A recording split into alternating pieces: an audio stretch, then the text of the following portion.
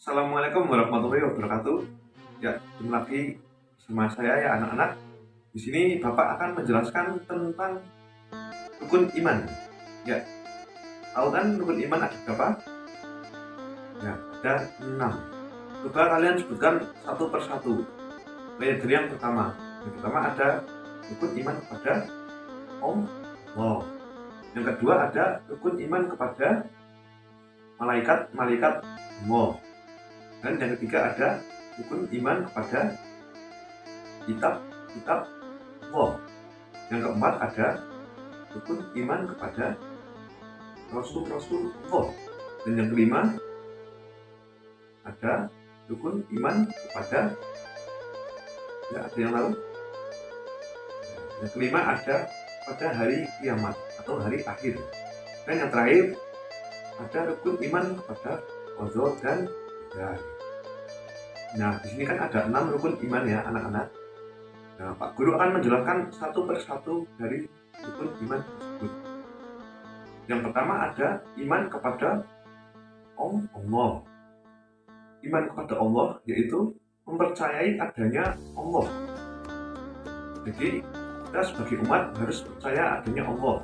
Allah itu Esa, yang artinya satu, dan tidak ada yang menyerupai atau tidak ada yang lain lagi. Karena Allah itu Maha Esa. Allah itu kekal. Dan Allah itu ada. Kita harus mempercayai adanya Allah. Dan yang kedua ada malaikat-malaikat Allah. Iman kepada malaikat Allah. Nah, yang kedua. Jadi kita sebagai manusia harus mempercayai adanya malaikat-malaikat Allah. Malaikat Allah itu diciptakan dari nur atau cahaya. Nah, malaikat Allah itu adalah makhluk yang paling taat pada perintah Allah dan tidak menyeleweng atau melenceng dari perintah Allah. Malaikat itu adalah makhluk paling taat di anak-anak. Malaikat itu makhluk paling taat. Dan malaikat itu juga tidak jelas bahwa atau laki-laki atau perempuan. Dan malaikat itu berbeda dengan manusia. Jika manusia kan itu ada yang mangkang, ada mana kelihatan, dan malaikat itu hanya Allah yang tahu. Dan manusia hanya mempercayai dan hanya mengetahui malaikat-malaikat.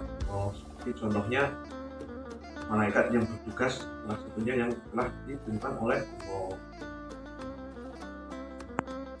Dan yang ketiga ada rukun iman pada kitab-kitab Allah.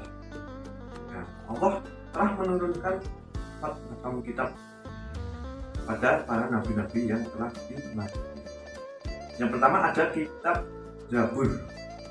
Kitab Zabur diturunkan kepada Nabi Daud.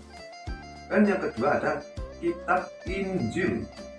Kitab Injil diturunkan kepada Nabi Isa. Dan yang ketiga ada kitab Taurat. Kitab Taurat diturunkan kepada Nabi Musa. Dan yang terakhir ada kitab suci Al-Quran. Nah, kitab suci Al-Quran ini yang diturunkan kepada Nabi Muhammad SAW. Nah, kitab suci Al-Quran ini yang kita ini dan kita pelajari di iman dan mulai kitab-kitab Allah. Artinya kita harus meyakini adanya kitab-kitab dari Allah yang telah diberikan kepada rasul-rasulnya. Dan kitab ini artinya kita harus mengamalkan atau mengamalkan kitab-kitab yang mengajarkan umatnya yang berarti kebenaran dalam kitab tersebut. Yang keempat ada rukun iman pada rasul-rasul Allah. Kita harus mempercayai adanya rasul-rasul Allah. Allah telah mengangkat rasul-rasulnya untuk membawa orang-orang ke jalan yang benar. Dan semua manusia, para rasul itu semuanya jujur, pintar, mulia, dan juga diberi petunjuk dari Allah untuk menyampaikan kebenarannya kepada umatnya. Intinya kita harus mempercayainya. Itu adalah iman yang keempat, iman kepada Rasul-Rasul Allah. Dan yang kelima ada iman kepada hari akhir atau kiamat. Jadi kita harus meyakini bahwa pada suatu saat nanti akan ada hari akhir, atau di mana dunia akan binasa. Semua manusia akan semua manusia akan tidak ada dunia, dan begitu pula hewan maupun makhluk-makhluk lainnya. Jadi di sini kita manusia akan dibangkitkan dari alam kuburnya dan juga akan dihisab amal-amal ibadahnya di saat hari akhir itu. Jadi dia akan ditempatkan di surga atau di neraka sesuai dengan amal-amal ibadahnya, ya anak-anak. Jadi kita sebagai manusia harus bersifat baik, jangan nakal gitu ya anak-anak ya, biar amal ibadahnya kalau dicatat nanti itu masuk surga. Itu kuncinya untuk masuk surga. Dan juga kita harus meyakini adanya hari akhir atau hari kiamat. Dan yang keenam ada iman kepada qada dan qadar. Iman kepada qada dan qadar yang pertama adalah yaitu kita harus meyakini adanya qada dan qadar. Qada dan qadar itu takdir yang dapat diubah dan takdir yang dapat diubah. Contoh takdir yang dapat diubah seperti rezeki atau amalan kita. Kita sebagai manusia kan harus bekerja keras, bisa dari 0 sampai ke lebih. Contohnya seperti itu untuk takdir yang dapat diubah. Nah, yang takdir tidak dapat diubah seperti bencana alam, tanah longsor atau yang lain-lain. Soalnya itu kan sudah kehendak dari Allah. Jadi tidak bisa diubah karena sudah mutlak dari Allah. Atau yang di sekitar kita misal ada warna kulit, urusan rambut keriting tidak bisa diubah.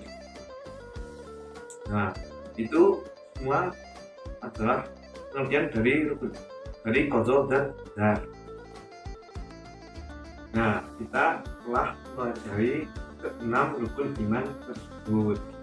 Masih ingat kan kalian? Yang pertama ada iman kepada Allah. Yang kedua ada kepada malaikat-malaikat Allah. Yang ketiga ada iman kepada kitab-kitab Allah.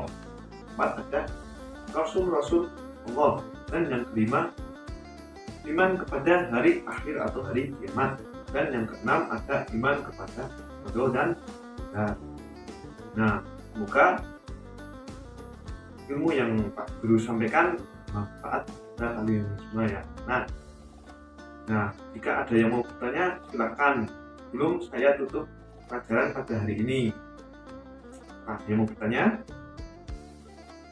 Oh, tidak ya, berarti sudah tahu semua tentang rukun iman.